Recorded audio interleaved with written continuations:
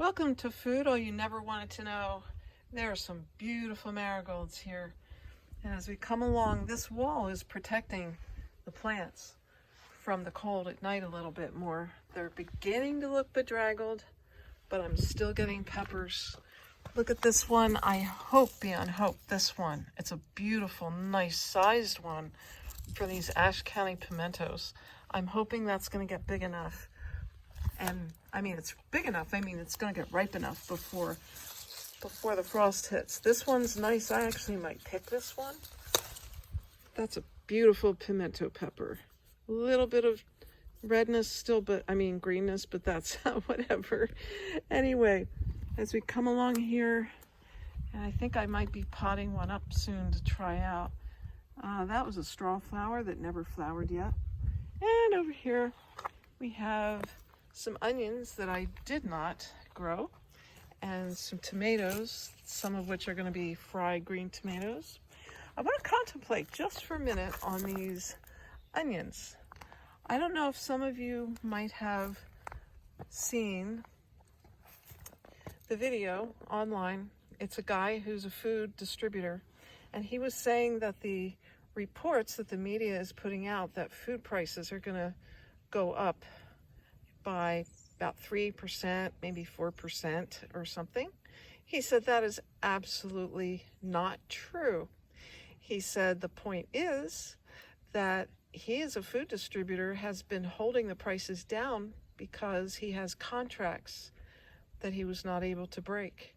And basically what's going on is the price of gas and the price of getting someone to truck the material, the food across the country, has just skyrocketed for him. And in order not to go out of business, the food processors are going to be forced to raise prices, not 3 or 4%, but more like 30 to 40%. So this is a little bit of a sound off. I'm going to show some prices that I found in the stores, and then I'm going to summarize at the end. Here's some really nice grapefruits for you. Nice, normal size, really beautiful. $1.69 each. I remember buying bags of 6 to 8 grapefruit for $1. Not too many years ago. Yes, and limes, they're 50 cents each. These little teeny things, 50 cents each.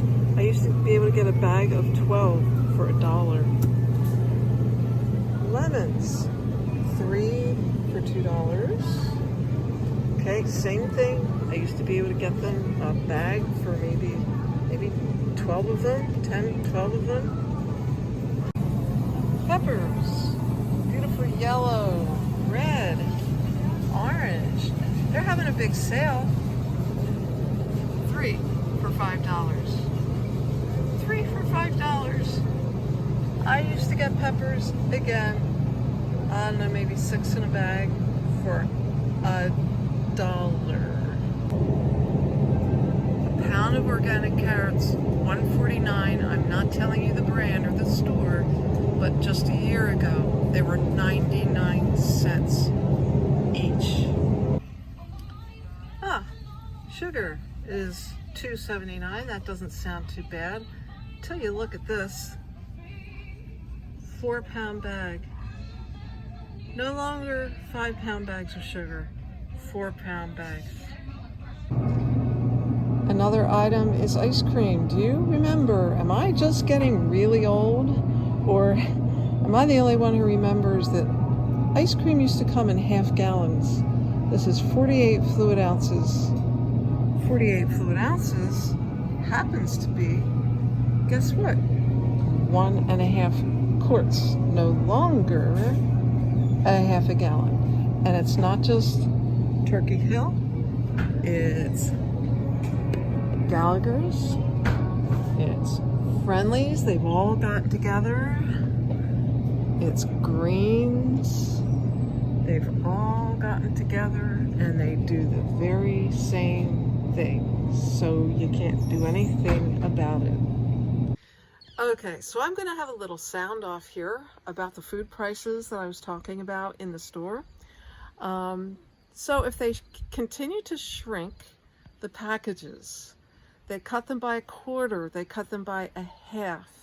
Eventually, I often say, if they keep on shrinking the packages, pretty soon we'll be paying them for the privilege of buying an empty package. So what can you do about that? And I have a little chart here, if you can see this. So what can you do? First of all, don't panic and be kind, okay? This means don't hoard. That causes bad feelings and waste. Always be kind. Second, let your government reps know what you think, okay? This is super, super important. Do it calmly, do it often.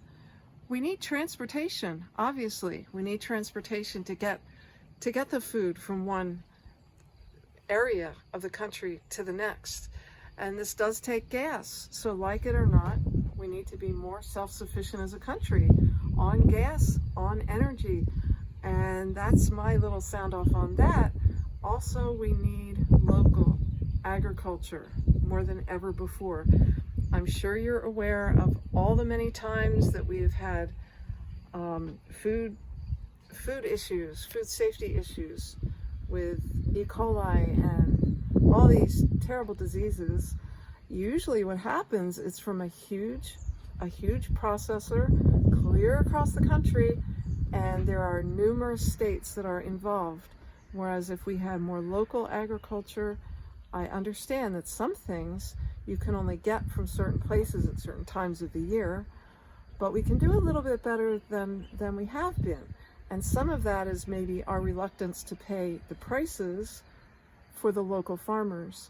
But we need to remember we should not blame the small local farmers, because they are also at the mercy of the gas prices that are caused by bad decisions by certain politicians. And also, they are not usually the ones who get government subsidies from our tax dollars. That's usually the big guys who get those subsidies. So they need to pay for their own livelihood, and the only way they can do that is through income from what they grow. So third, again, local farmers. Buy from a local farmer whenever you can. It helps food security in your community. It also helps farmers to stay in business so they don't end up selling their property to build houses. Try not to get all of your food from across the country. I've heard it said that if each family buys even one thing from a local farmer every week or every 2 weeks, it can make a huge difference in the income of farmers. So fourth, calmly, very calmly, and gradually store extra food that you are used to eating. Rotate that food so it doesn't get old. Learn how to cook from basic food. It's healthier anyway. You'll be healthier, you'll be happier. You won't need as many medicines. Maybe you won't need quite as many surgeries.